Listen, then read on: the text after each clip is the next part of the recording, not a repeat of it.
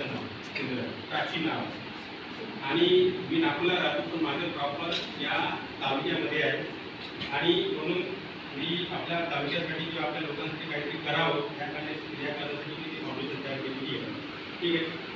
आणि त्यासोबत ग्रामीण भागामध्ये रोजगार प्राप्त व्हावा, मोठ्या प्रमाणामध्ये रोजगार निर्मिती व्हावा, महिला वर्गांना मोठ्या प्रमाणामध्ये त्यांनाही फायदा व्हावा किंवा आपल्या रामटेक तालुक्यामध्ये किंवा पाचवी तालुक्यामध्ये रोजगाराचा मोठ्या प्रमाणात तुटवडा होता.